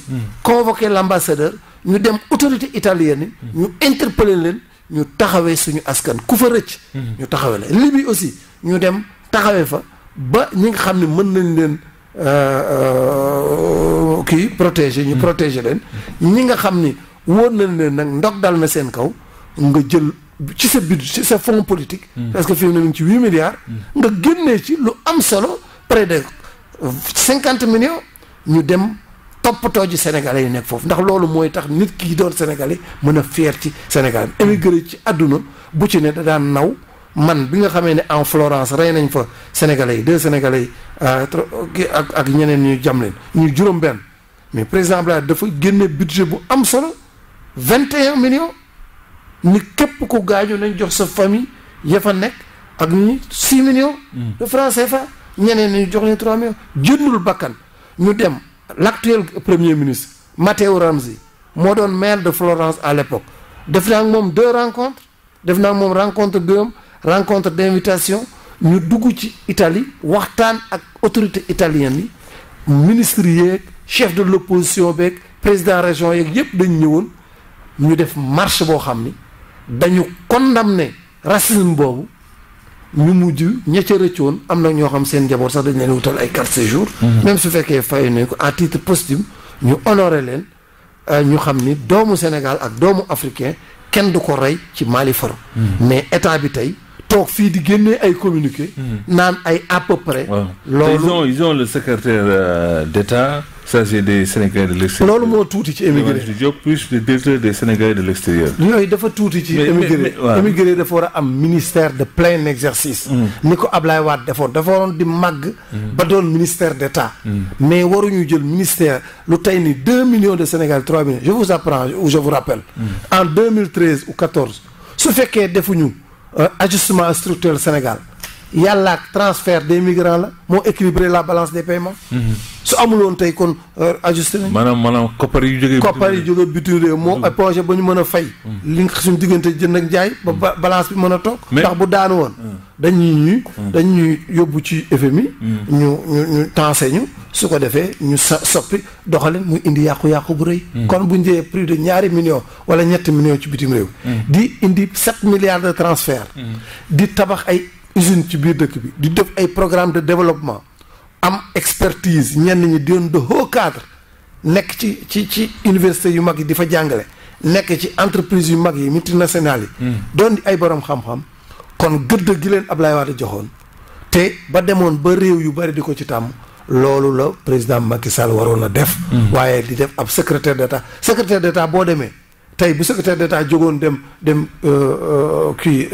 Libye amul secrétaire d'état amul naataango bu demoon Italie amul naataango parallélisme des formes waaye bu ministre des Sénégal de l'extérieur demee wala un ambassadeur bu demee dana am naataango ambassadeur am boo xam ne danañ mën a lëkkaloo su ko defee nga mën a doxal sa mais c'est dans tout ça maanaam Frontex nit ñi dañ ko daan dégg ci jamono jooju ban rôle doon joué Frontex dafa amatul parce que amoon na ay jamono. aussi non ba léegi. ñu jëli fi ay sénégalais. état bi signé ay accord avec ay espagnols yooyu. ñu jël ay immigrés ay sénégalais fii sax du yëm foofu. xam nga dafa am xam nga président Abdoulaye Wade yu crise yi masaan am daf ci profito def li ñuy wax leadership am mu affirmer ko. ba pare ñu def fi la réunion euro-africaine. sur la migration et développement. parce que tubaab yi ak européens yi. Frontex boobu ci approche pour ñoom immigration c'est un délit. pour ñoom approche sécuritaire la ñuy def. Frontex boobu lan la woon. ba léegi moo fi nekk dafa nekk benn agence. boo xam ne liñ ci dugal ci ay milliards ci dañu jënd ay avion jënd ay hélicoptère jënd ay bateau jënd ay radar de surveillance pour que ñoom information yi ñuy am. ñu koy yëgal état yi ci cadre accord boobu pour te sénégalais yi africains yi en général di mën a jaar ci géej gi di dem daanaka loolu dong moom mais amul benn lenn lu ci jublu développement c'est-à-dire c'est l'approche sécuritaire c'est-à-dire dañuy def ay frontières extérieures mooy maanaam fi ñu ko disposé ñenn ñu nekk Mauritanie ñenn ñu nekk au large Sénégal ñenn ñu nekk Maroc su ko defee observation yooyu ñuy def mu leen permettre ñuy xeex immigration clandestine. te budget ba lañ ci dugal tey suñ ko dugaloon ci développement buñ ko dugaloon ci ay investissement kon jeunesse africaine bi danañ am ay alternatives d'emploi ba mën a toog.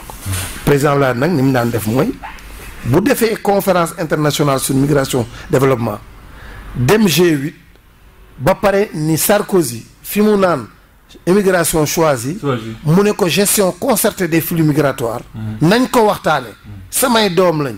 waaye da ngaa am ay entreprises yu nekk fii da nga am ay intellectuels sénégalais yoo xam ñu ngi jëriñ. développement France. kon nag comme am na ñuy defar am na ñoo xam ne coowam nekk na ci. te du seen sañ a bañ. nañ ko toog waxtaane ko ci wàllu koom ñu seet. moo taxoon plan REVA ci pôle yi ci pôle agricole yi. agricole ferme yi. mu jëloon ci pourcentage 25%. waaw mooy ferme yi affecté ko. les émigrés. pour que ñi ñu rapatrier ñu mën a am. ay fermes yoo xam ne loolu mooy retour waaw muy retour vers la mooy REVA après mu gën a évoluer donc ba doon les fermes pilotes de Djilakh et autres léegi mu waxtaan ak espagnol yi ay programme pour ñu financer le développement mais en attendant ñu amoon ay programme parce que lenn tey na tax na aussi nit ñiy dem parce que nit ki boo ko tëjee benn mbir rek kumpa gi ci nekk rek dana ko jaral dem. dañ naan bu neexul woon duñu tee dem. le fait que duñ joxe visa yu bari. di téye da ngay dugg visa yi liñ ci lekk ci sénégalais ak africain. ci frais yi ñu war a fay ci visa fii rek. ambassade yu ci bari. frais bi te duñ la ko delloo. frais boobu la ñuy dundee. français yëpp moom la ñuy dundee. da ngay def sa demande. ba léegi amul ay études sérieuses frais de dossier boobu ñuy def. boo xoolee budget yi am na ci ñoo xam ci la ñuy fay seen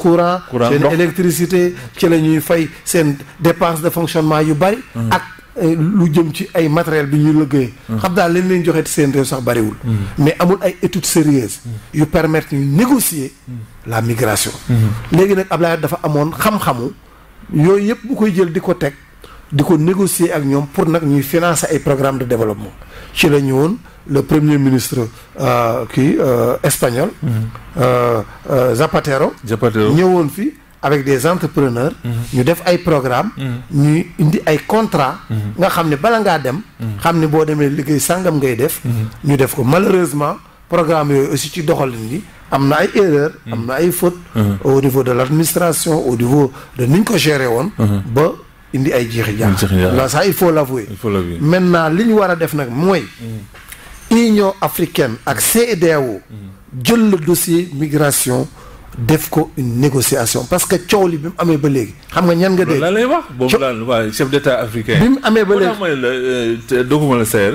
c'est-à-dire moo tax ma ne la et ça je lance encore un appel. ci ñuy animer débat yi.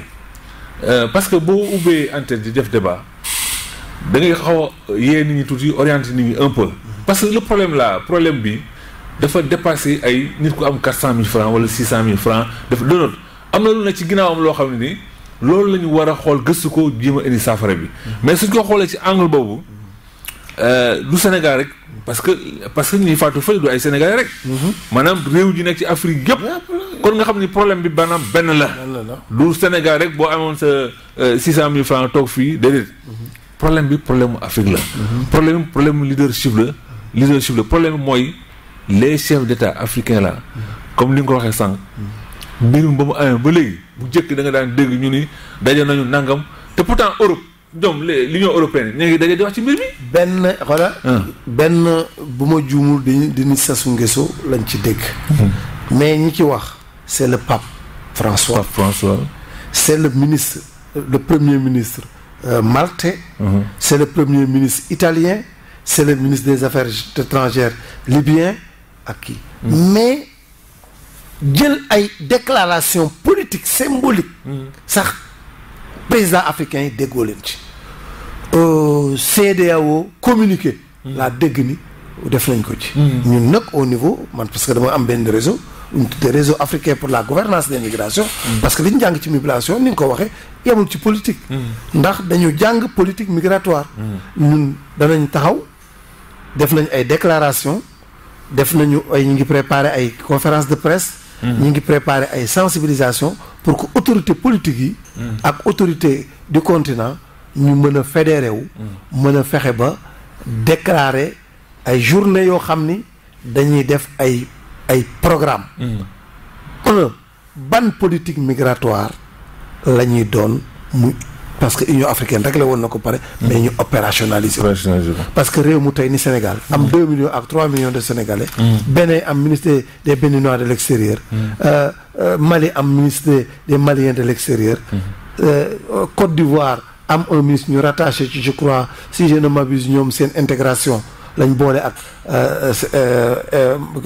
ivoirien de l'extérieur yi yeneen pays yëpp commencé woon jël modèle ci Sénégal nga xëy suba nasaxal loolu dafa jaadu nag pays yi nga xam ne am nañ benn taux de migrants ak benn nombre de migrants dañu war a instituer des ministères de plein exercice ces ministères de plein exercice ñu wut un commissaire boo xam ni au niveau de l'Union africaine day régler exclusivement waxuma problème diaspora mais problème de la migration ñu am nag effectivement ay programme de développement ak ay fonds yoo xam ni dañuy koy jëlee ci état yi boole ko CEDEAO ñuy def ay fonds yoo xam ni ñooy faciliter le retour ou en tout cas l'accompagnement des projets des migrants entre autres daal yooyu bokk na ci loo xam ni maintenant nag la sécurité moom dafay loo xam c'est une dimension diplomatique maintenant les émigrés bu ñu jaaraltewul yoon mën naa indi ay guerre parce que ku ñu rey say doom ci ñu jaaduwul ci benn réew moomu bu ko doolee mayee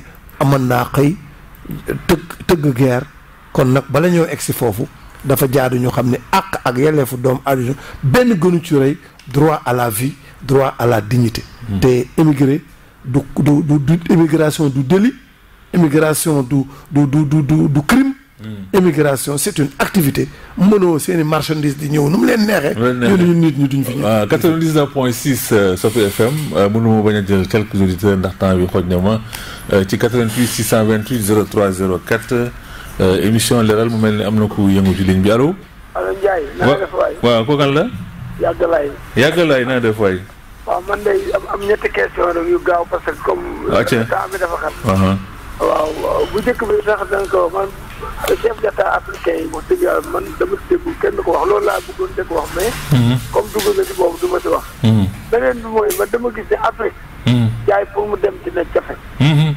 président africain bu nu gagné élection bu toogee sa dëkk ba président ba sa def day mel ni koo xam ni daka reyal ay waajur te amul benn tubaab boo xam ni da ngay ñàkk pouvoir génn dëkkam bon man loolu laay wax te invité bi moom noonu nan la ko gisee parce que président africain yi comme ku mel ni waat wax dëgg yàlla doo ko jël di ko tëkk lekk fi ne ci xam-xam moo ko jiitu si àdduna li mu xam-xamu ko waroon na tey toog mën a am yoo xam ni dina si am xam-xam suñu jaaxle woo ko la mais bu dee ñu ngi taxaw di xeexante yow tubaab yaa ngi dégg na Union européenne nee na Italie nee na Sénégal man gis naa koo xam ni jëkkëram rakam ci la génnaat kon bari na mais nag man vraiment dama gis ni daal Afrique pour mu jëm kanam. ñi leen jiitu woon yor réew yi. foog ñuy toog di wax. moom dinañ ci ñëw ci li mu wax 88 628 03 04 Sopi FM mu am na keneen ku ne ci ligne bi allo allo. salaamaaleykum. maaleykum salaam. Ndiaye. waaw. maa ngi lay nuyu. waaw mi ngi lay fay Baye Mor Ndiaye. di nuyu honorable ambassadeur Sayer Gueye. merci. du moom. waaw moom la waaw ñu ngi lay fay. waaw di kontaan ci ni nga leerale. xam nga immigration du ma sa jóg ci adduna si. ndax lu tax mooy Afrique dafa am ressources humaines dafa surnombré ba fees ba mënatuñu xam nuñ koy gérer. Europe foofu dafa manqué ay nit te léegi doyal nañu ay nit te crise c'est général te gouvernement yi tey maanaam du ñu wax population bi li am parce que Macky Sall tey président Macky Sall li Abdoulaye Wade doon def di jël xaalis bi nga xam ne moo doon biseem fonds politique mu di ci dimbali nit ñi di ci créer emploi di ci créer ay micro projet loolu la Macky Sall président Macky Sall dimbali ndax nañ loolu yàq la te gis nga état dafay dimbali ñu néew doole dafay créer ay micro projet dafay créer ay milliardaires ñooñu créer ay entreprise état appuyé leen mais état mënul créer entreprise ak modernisation yii nga xam ne xam ngeen ko yéen nga xam ne tey même booy defar bâtiment léegi ñaari nit a koy kuule wala benn nit bi nga xam ne moom mooy chef de chantier bi léegi tout lépp maanaam programme mondialisation bi lépp c'est informatisé kenn amatul boo demee port tey niñ ko liggéeyee nga xam ne tey bu doon jël fukk ñetti nit lay jël kon état yi dañu war a xool benn plan de développement boo xam ne loolu la ñuy développer le Sénégal les syndicalistes yi nag ñoo yàq sax réew mi parce que waxuñu dëgg li am réew mi li àdduna bi président Macky Sall nag wax dëgg yàlla immigration def na woon bu ñëwee dootu amaat parce que rupture la waxoon nit nag dafay sàmm waxam waaye deuxième mandat dong lay xeex président Macky li am la nga waxoon ne élection anticipation Macky Sall sax waxoon na ko ndax nee na ñaari at da koy wàññi kon élection anticipation li Abdoulaye Wade waxoon moom la ñu war a def wala Macky mu démissionné ñu delloo Abdoulaye Wade màggat bi góor gi sax parce que man bu mën a liggéey moo gën ko ne ko mënut a liggéey. vraiment 99.6 Sopi FM Dakar ma jël nag benn wala ñaar rek ñu yëkkati jotaay bi ci 88 628 03 04 Pape Sayer Gueye mooy suñu gan tey ci émission leeral allo. salaamaaleykum Ndiaye. maaleykum salaam góor gi Diop. waaw maa ngi nuyu sama rakk boobu ambassadeur Sayer. ñu ngi lay fay góor gi benn laaj rek laa koy laaj. mooy loolu ñoom Iba Der wax ak Malick Ndiaye waxatu ak Ablaye Wade. ni Macky Sall jëlee nguur gi xanaa kon dañ cee génn wala dañ cee bëgg a génn man boobu laa lay laaj. ba léegi Ndiaye. man de actualité wax dama cee bëggoon a am ma bàyyi ko. waaw lalal tuuti rek. waaw ma ni. man damay wax rek wax ngeen may ma tuuti rek. waaw tuuti rek waaw ci conférence Macky Sall bi. xam nga Macky Sall dafa waxoon ni. dafa wax ni moyetul benn militant APR. mu wax ci affaire 5A yi. léegi nag Moustapha Lo dafa def lu raw wax dafa bind sax moo gën ndax araam nee na li nga bind wér na waaye li nga wax far naaw na comme lu naaw lay doon. ñuy xaar nag Macky Sall. ndax li mu waxoon mi ngi ci moom. wala day combine ak Moustapha waaye waxoon naa la ko de. Macky Sall ñëwul Moustapha Lo de. bu ko neexoon bu subaa Moustapha Macky Sall du mujj fenn ndax Macky Sall ñëwul Moustapha Lo. léegi nag ñoo ngi seen Macky Sall. li mu waxoon ne waa affaire bu mu wax 5 ans day dëgg la wala du dëgg. ndax am dana ndax respecté li ñuy wax ci parti naan discipline parti. te Moustapha Lo amu ko. ndax Macky ñi mën na koo wax. ndax li muy wax nit ñi ak li muy wax ay militants di leen joobe ci rajo bi te li muy wax lépp ay combine kese la lu Moustapha Lo wax Macky Sall moo ko wax loo. Macky Sall xam na ne foo mu daw ci 5 ans yi. ndax defu fi dara. benn Sall fi liggéey 60 milliards 17 milliards yi na repré bindin loolu nag moo ko dugal kër yi ëllëg. 60 milliards yooyu moo koy dugal kër yi ëllëg wasalaam. jërëjëf góor gi Ibrahima Diop 88 ma jël la dernier auditeur bi nag ñu tëj jotaay bi ndax 22h30 jot na ni ma leen ko digee woon rek 88 628 03 04 Sopi FM waxtaan na tey li nga xam ne moo jëm ci wàllu immigration bi ànd ci Pape Saer Gueye ak li nga xam ne tamit moo jëm ci mbirum API yi xam naa dooyu dinañ si ñëwaat ci maanaam émission beneen boo xam ne spécialement ci loolu lay nekk kon ma jël le dernier auditeur. allo oui. waaw Ndiaye. waaw. mais sa émission bi c'est extrêmement important ah Diayité. non mais c'est dommage kii de beneen émission la war a. waaw kii kay moom vraiment. Diayité la. plaisir de l'entendre Saer Gueye. merci Diayité merci. franchement. c'est un plaisir. mais fu mu laal fu ngeen laal API ak kii ak immigration yi. wax dëgg yàlla. foofu la. vraiment man day. foofu la problème bi de. encore sur ma fin la parce que ñi ñu ubbi. ngeen woote ak nu Abdoulaye Wade waxoon affaire yi indépendance économique. tout à fait la recolonisation. Vraiment. dafa ñëwaat kay. bu fekkee ne dañ affaire moo tax dafa gàtt voilà parce que daa foog ne maa ngi soog exemple xam nga Ndiaye nag moom ay question moom. parce que tu as touché le nom du kii bi le nœud là. waaw foofu la nekk. toute l'immigration. c'est vrai parce que c'est un sujet d'actualité. et dafa ëmb lu bari. dafa ëmb lu bari. donc ñu mun si wax. c'est ça. donc vraiment. on va y revenir. féliciter ñaar yëpp. merci. merci Diayité. émission bi vraiment Ndiaye ba dag may yéem tuuti. moom xam nga moom day documenté wu moom day documenté wu. c'est toujours un plaisir. merci. mais c'est toujours un plaisir. merci Diayité merci. vraiment. j'ai bien formé. jërëjëf lépp Ablaye Wade rek. merci beaucoup Diayité jërëjëf Diayité voilà loolu moo am sensu émission bi ba nit ñi xam parce que souvent da ngay déglu rajo yi ñuy aborder benn sujet mais boo ko déglu da ngay xam ne ñi ngi passé à côté. parce que jàngoro boo ko bëggee faj il faut nga dem. fi plaie bi nekk. absolument mais bañ a xool rek ni ñuy génn nii. mais li nga fi wax ni tey ak li ñu teg nii boo ko xoolee te wax jooju du léegi. yàgg na bi ñu koy wax te boo ko xoolee moo tax ma démarré ci njëlbeen gi. ma ne dafa am lu bari loo xam ne nii ay jamono dañ ko doon wax mais xaw ma nit ñi dañoo comprendre woon xaw ma nit ñi dañ ko xeexu mais dafa ñëwaat par force réew mu mel ni nag mosaan toll fii. xam nga am na ko wax sànq je crois ki wax ni voilà si wàllu Jacques Lay la mu ni chef d'état bu mel ni Abdoulaye Wade ak li mu yor ci connaissance ak li mu yor ci xam-xam ku ko am sa wet sa xel war a dal. maanaam mënoon na servir maanaam réew mi leneen lu jóge ci réew di topp ci ay procès. avec tout ce qu'il a fait pendant 26 ans. absolument ci opposition bi ak li mu def pendant 12 ans.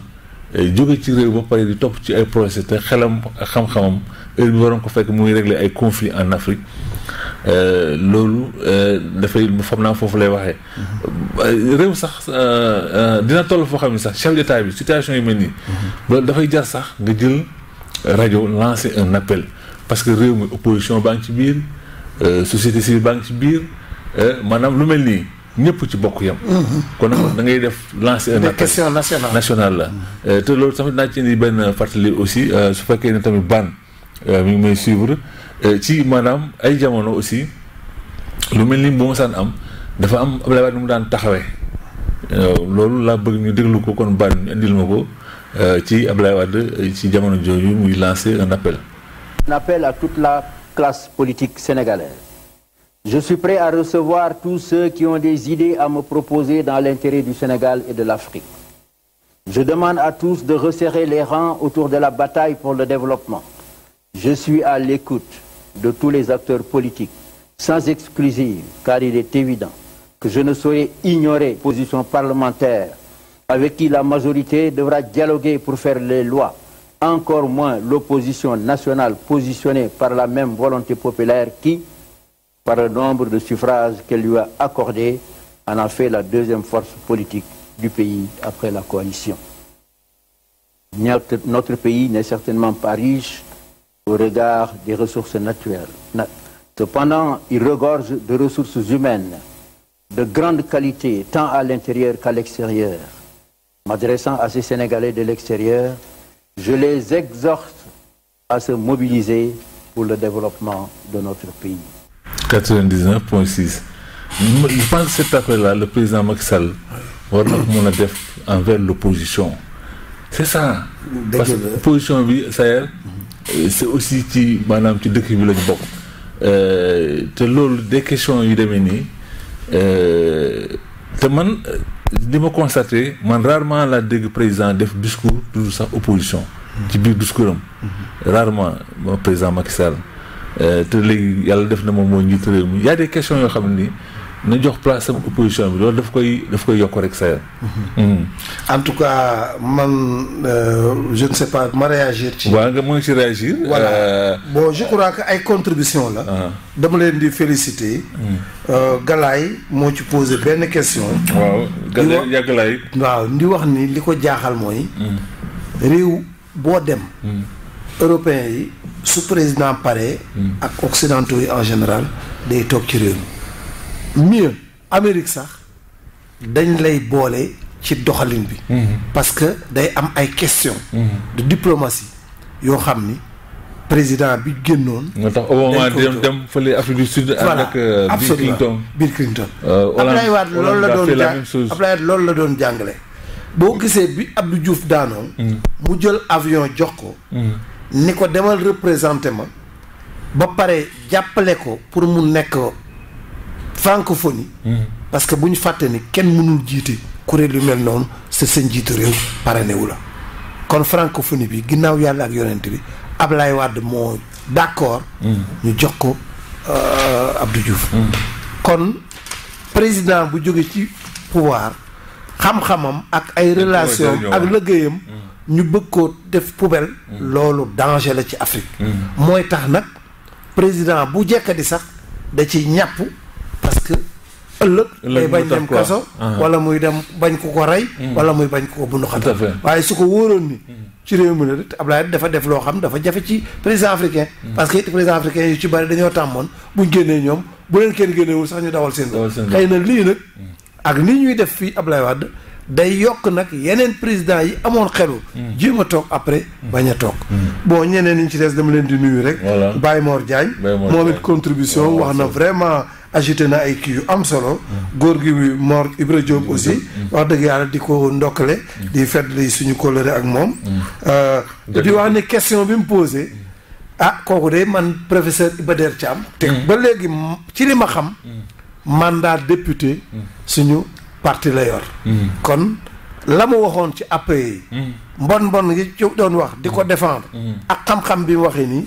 am naa yaakaar ni bu déggee émission bi ak professeur Malick Ndiaye nga xam ni keroog ba ñu fa jógee moom dinaa ko rechercher maag moom ñoo bokkoon avion Belgique ba am na sax lu ñu fa kéente ma voilà kon moom yaakaar naa ni ba Demba Sock mi ñu déggoon fii muy wax Cheikh Diop mi ma déggoon fii ñuy wax ak Giro ñi ma déggoon ñuy wax patronat bi son nom là l'employeur là voilà donc ñoom ñëpp dañu taxawaat jot na nag ñu wax ak affaire bi population bi interpellé leen ñoom it jot nañu ñëw xam ne débat bi ñu doon kii du woon problème politique u Sénégal problème mu suñu diggante la ak Europe c'est un problème économique c'est un problème diplomatique c'est un problème d'opportunité day ñëw voilà day ñëw maanaam li tax ñu war cee wax luy ñëw la jeex na te loolu bu ñëwee ay génération yi war a ñëw ëllëg si biir ñoom ñoo ko fi fekk donc am nañ ci part de responsabilité. Voilà. Je pense que donc. Enfin donc Diaité aussi ñu ngi koy remercier vraiment loolu yëpp ñu ngi koy jàppee encouragement. Diaité moom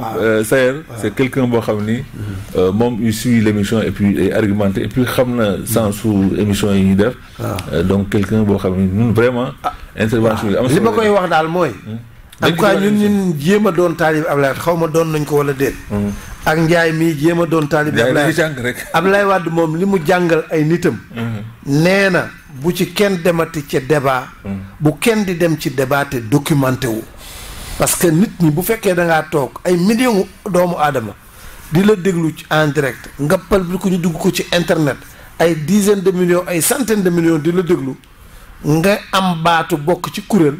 war ngaa waajal rawatina bu fekkee da nga am njiit lu mel ni Ablaye Wade nga xam ni téeréem yaa ngi fi. jàngaleem yaa ngi fi ñu war cee mën a nàmp donc lu ñu fi wax daal ci lu baax. nañu xam ne rek jàngale tari jàngale bu baaxu Abdoulaye Wade la lu ciy safaan bet bu beneen ne ñu jëm koo jubanti di encourager Ndiaye PA yi di wax ni vraiment mayit c'est toujours un plaisir ma ñëw bokk ak moom émission parce que moom day documenter ay laajam du ñëw rek dafa la ay questions fermées wala ay questions ouvertes yoo xam ni doo am ay repères par rapport ak li ngay waxtaane ak auditeurs yi di encourager sa rajo say techniciens donc ci vraiment professionnalisme yi parce que éléments yi ni mu koy dugale di encourager staffu rajo bi yëpp di leen wax ni daal li ma bëgg daal mooy ni ko secrétaire général waxee ngeen góorgóorlu ba am ay télévision ngeen góorgóorlu ba am ay journaux en ligne góorgóorlu ba am ay presse écrite ba ngeen doon le plus grand groupe Sopi ngeen jëlaat nag la position bi nga xam moom la Sénégalais conféré à notre leader et à notre parti kon nag pour man du ma théoriser que le président war na def appel parce que boo ko waxee day mel ne dañ laa yebal pour ngay wax appel mais principe la en tout cas ñun Abdoulaye Wade li ñu jàngal ngeen dégg ko mu wax ko quel que soit lu la fale ak loo demee gis nga ko dafa leeral de dafa laaj woo non seulement dafa woo opposition parlementaire bi mais même deuxième force politique bi daf ko daf ko woowaale cité ko moom nag yaakaar naa ne bu fekkoon ni dem na ba xam ni lii mu war a wax dafa war a exclusivement woo maître Abdoulaye Wade en tant que ancien chef d'État am statut bi en tant que leader de l'opposition en tant que force d'opposition réelle sur le terrain politique te nag li muy yokkal Sénégal moo gën loolu c'est un principe du caaginu nag dañuy négocier du caaginu le combat bi ñu war a def ñu ngi ci xaaruñu ci dara mais nag démarche démocratique moo laaj de temps en temps que l'opposition le pouvoir ñuy concerté wu di discuter te discussion boobu pour njariñu Sénégal rek lay doon du pour ay poste du pour ay gouvernement d'union du pour ay gouvernement de coalition mais c'est pour waxtaan sur les thèmes majeurs yu mel ni immigration yu mel ni Union africaine yu mel ni paix en Casamance yu mel ni les libertés ñi nga xam ne ñu ngi koy jalgati temps yi yëpp ñu mën a indi accalmie pour que kuy jël réew mi nga jël ko ci calme ak dal jërëjëf Sayer léegi ban lii tëj wax bi benn élément lay doon ñu déglu ko muy élément boo xam ne ni ci tolluwaayu Sénégal aussi am na lu ci président Wade waxoon lu gaaw lay doon après ñoom ñu daal di tëj émission bi ban. Vous le voyez, gouverner aujourd'hui au Sénégal ne sera pas chose facile car il faudra des qualités mais aussi des vertus.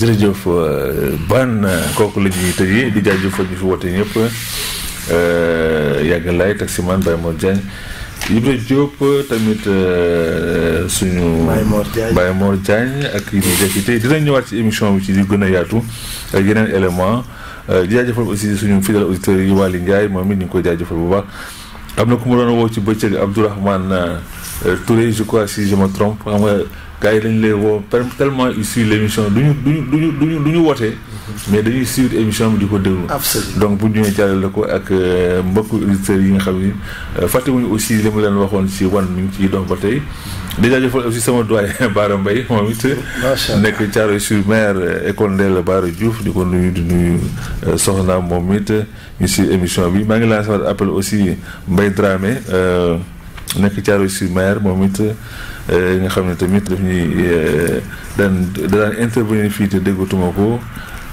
moom it ñu ngi koy lancer un appel bu fekkee ne mi ngi fii mu réagir kon nag loolu moo nekkoon seen émission leeral ki leen ko doon defal li Ndiaye Pays ànd ci ak Pape Seye ambassadeur leen jox rendez-vous nag vendredi 21h ci émission Baatu Askan Wi jaa ngeen jëf. Aider à traverser la rue. Il était presque aveugle. Il tenait dans... Wade est un homme très généreux. Sur le plan intellectuel, je dirais que c'est un curieux. C'est-à-dire c'est quelqu'un qui veut toujours voir quelque chose d'autre, sortir des sentiers battus pour trouver une idée nouvelle. Un esprit très alerte et extrêmement pragmatique. C'est pourquoi il va toujours plus vite que les autres.